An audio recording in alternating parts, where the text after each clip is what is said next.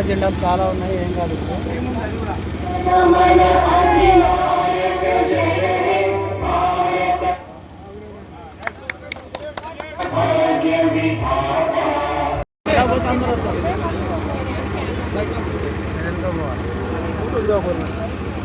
Photo పోవాలంటే వీళ్ళంతా వెనక్కి పోవాలంట. వీళ్ళు మీడియా మిత్రులు ఎక్కడ పోతే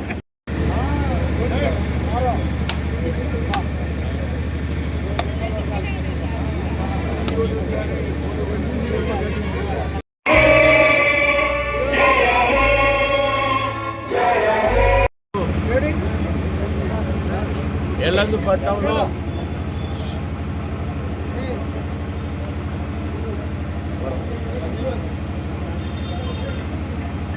రోడ్డు శిక్షణ వారి సందర్భంగా ఎమ్మెల్యే క్యాంప్ బాక్స్లో జెండా ఆవిష్కరణ చేయడం జరిగింది.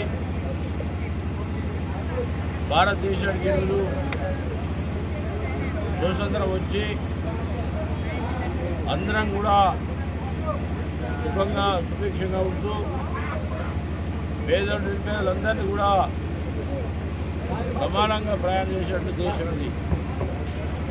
ఈ విశాలమైన దేశంలో అన్ని కులాలు మతాలతో పాటు అందరం కూడా కలిసికట్టుగా ఈ జాతీయ జెండా ఆవిష్కరించే విధంగా మరి గొప్ప ఆలోచన చేసినటువంటి మరి ఆనాడు ఎన్నో త్యాగాలు చేసి దేశం కోసం మేధావులందరూ కూడా ఒక కులం కాదు అన్ని కులాలు కూడా దేశం కోసం త్యాగాలు చేసినాడు గొప్ప దేశం ఇది. మరి మనం ఆలోచన చేయాలి, ఈ దేశంలో పుట్టడమే మనందరికీ అదృష్టంగా భావిస్తూ ఉన్నా. మిగతా దేశాలు మనలా కావు, దానికి ఒక పద్ధతి ఉంటుంది.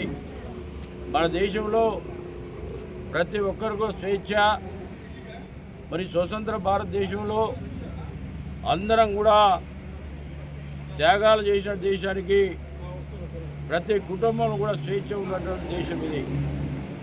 కొన్ని ప్రాంతాల్లో కొన్ని దేశాలు నిర్బంధం ప్రయాణం చేసే దేశాలు అవి. ఈ భారతదేశానికి ఎంతో మరి త్యాగాలు చేసిన గొప్ప నాయకుల్లో వీరు మహాత్మా గాంధీ గారు ఒకరు. వారు న్యాయపోరాటం ద్వారా, ఉప్పు సత్యాగ్రహం ద్వారా తుపాకు లేకుండా దేశాన్ని తెచ్చినటువంటి పెద్ద నాయకులు వారు.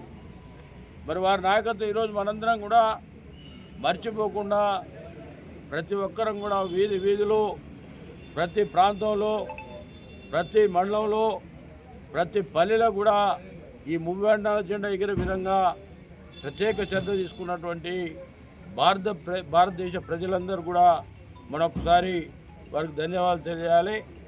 అంతేకాకుండా ఈ దేశం ఉన్నటువంటి ప్రతి పౌరుడికి కూడా సంక్షేమ పథకాలు అందే విధంగా తీర్చిదిద్దినటువంటి భారతదేశం ఇది. అన్ని కులాలకు, ఎస్సీ ఎస్టీ బడుగు బలహీన వర్గాలకు పెద్ద ఎత్తున మరి సంక్షేమ పథకాలు ఇచ్చినటువంటి దేశంలో మనందరం కూడా జీవిస్తూ ఉన్నాం. స్వేచ్ఛ ఉంది, స్వతంత్రం ఉంది, అన్ని రంగాల్లో కూడా ప్రయాణం చేసే అవకాశం ఒక భారతదేశం తప్ప వేరే దేశంలో ఎక్కడ లేడు.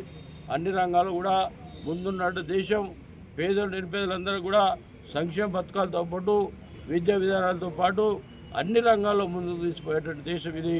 భారతదేశం మనందరం కూడా మరి తెలుసుకోవాల్సిన అవసరం ఉంది.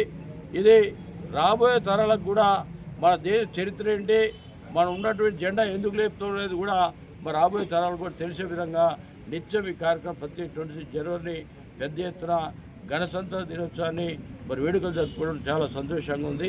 థ్యాంక్ యూ, ధన్యవాదాలు.